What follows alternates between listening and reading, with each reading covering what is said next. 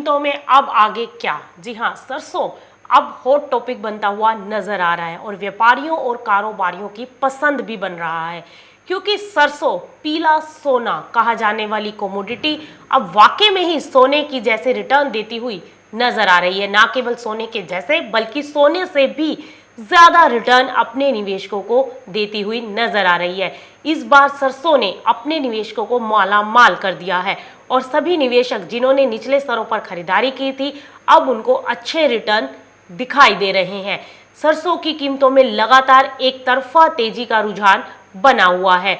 आज भी वायदा कारोबार की अगर हम बात करें तो वायदा कारोबार में भी आज सरसों के अंदर लगातार तेजी का रुझान है। 6300 के स्तरों को एक बार फिर से सरसों पार कर चुकी है।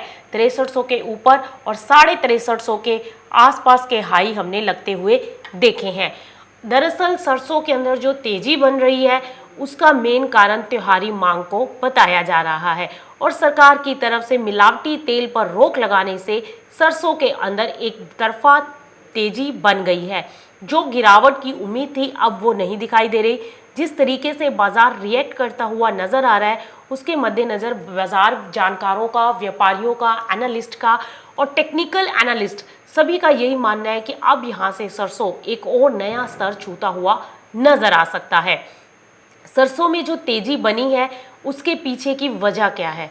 दरअसल सरसों में जो तेजी बनी है उसके पीछे की वजह एक तो मांग है और दूसरा सरकार के द्वारा उठाए गए कदम है, जिससे सरसों के अंदर तेजी का रुझान बना है। अब व्यापारी भी अपना माल इन स्तरों पर नहीं निकाल रहे हैं।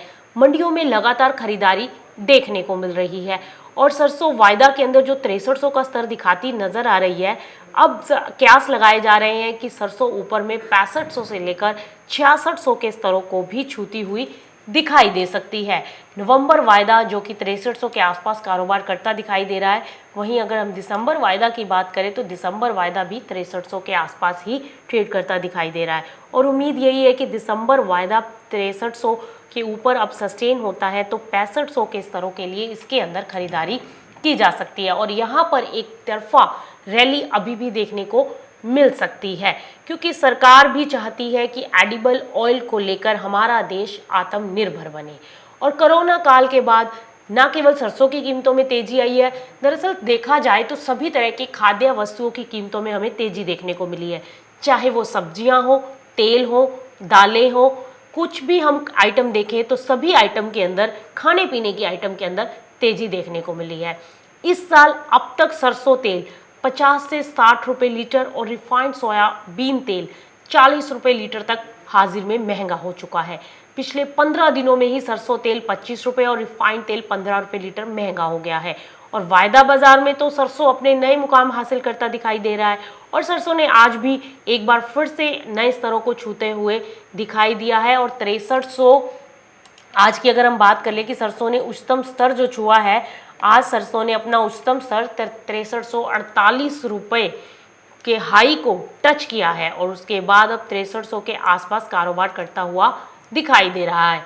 आपको बता दें कि फसाई द्वारा भी सरसों तेल में मिलावट पर रोक जो लगाई थी उसका असर दरअसल कीमतों पर देखने को मिल रहा है और 1 अक्टूबर को ये रोक लगी थी और उस रोक के बाद से ही हम लगातार देख रहे हैं कि सरसों की मांग एक जो है वो पीक पर पहुंच चुकी है।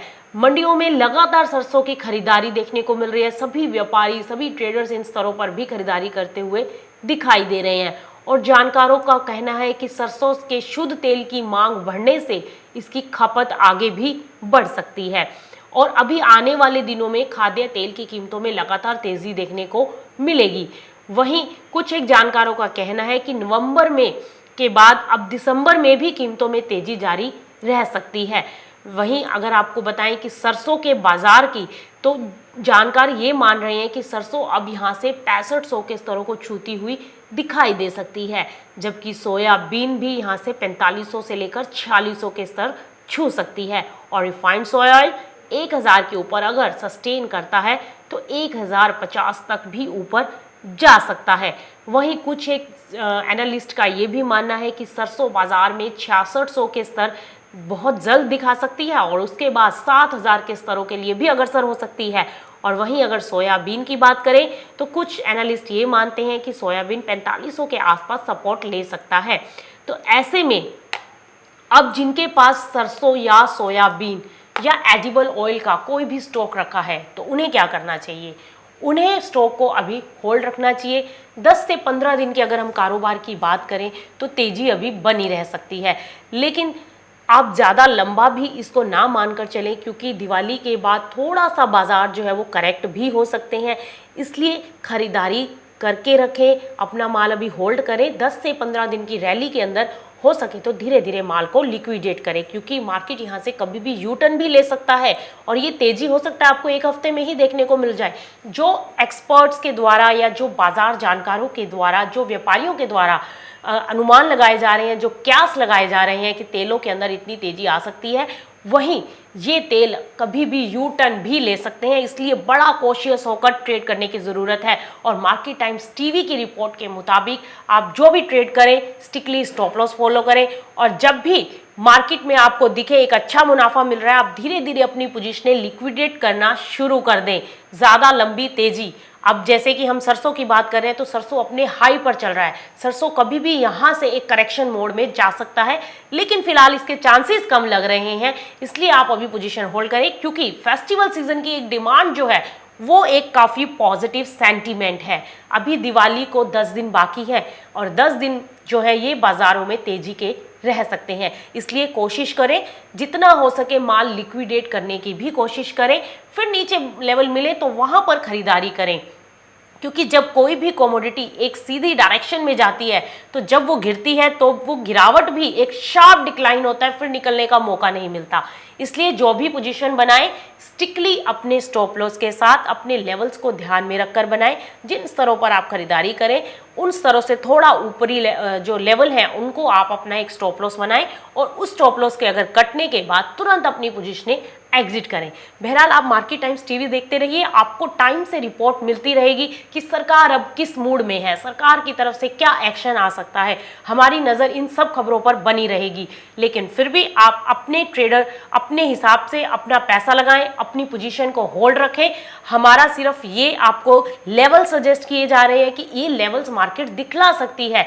जो तेजी बन रही है इस तेजी के पीछे के कारण क्या है, तथ्य क्या है, ये तथ्य सब मार्केट टाइम्स अपनी रिपोर्ट में टाइम टू टाइम आपके सामने रखता रहता है। और जो बाजार जानकारों का कहना है, जो एनालिस्टों का कहना है, वो राय भी आपके साथ साझा की जाती है। बाकी सोच समझकर ट्रेड करें। अपनी हार्डकोर मनी को कैसे बचाना है, कैसे सेव करना है, कैसे उसमें से प्रॉफिट निकालना है, ये सब आपके ऊपर है। जब बाजार तेजी में है, बिल्कुल पीक पर होता है, तब भी कभी भी किसी कमोडिटी की खरीदारी नहीं करनी चाहिए। जब बाजार गिर रहे हो उन स्तरों पर आप खरीदारी करें। लगातार हम अपने बुलेटिन्स में अपने एक्सपर्ट्स के जरिए आपको ये आगाह करते रहते हैं कि जब बाजार में गिरावट है तब आप वहां पर खरीदारी करें, निचले स्तरों पर खरीदारी करें, ना कि ऊपर जब बाजार हाई पर है वहां पर खरीदारी कर रहे। खरीदारी निचले स्तरों पर करें और जब वहां से 100 से 200 रुपए प्रति क्विंटल की तेजी मिले तो धीरे धीरे अपना प्रॉफिट बुक करते चलें। फिर बाजार नीचे आए तो वहां पर खरीदारी करें। बहरहाल खाद्य तेलों की अगर हम बात करें तो खाद्य तेलों में फिलहाल के लिए तेजी का रुझान, 10 दिन का आउटलुक काफी पॉजिटिव। सभी एनालिस्ट, सभी बाजार जानकार अभी तेजी में है। अगर सरकार की तरफ से कोई भी फरमान जारी होगा तो मार्केट टाइम्स टीवी सबसे पहले आप तक पहुंचाएगा, और उसको लेकर फिर खाद्य तेलों की स्ट्रेटजी क्या होगी ये भी हम आपको बताएंगे। लेकिन फिलहाल के लिए सभी एक्सपर्ट्स का यही कहना है, सभी बाजार जानकारों का यही कहना है कि खाद्य तेलों में अभी तेजी है और ये तेजी अब कायम रह सकती है। सरसों 6500 के स्तरों के लिए खरीदारी में जाया जा सकता है, सोयाबीन 4500 से 4600 के स्तरों के लिए। वहीं रिफाइंड सोया की बात करें तो रिफाइंड सोया ऑलरेडी अपने लेवल्स छूता हुआ नजर आ चुका है। 1000 रुपए का टारगेट लगातार मार्केट टाइम्स टीवी की तरफ से आपको बताया जा रहा था और आज वो लेवल्स हम अचीव होते हुए देख रहे हैं।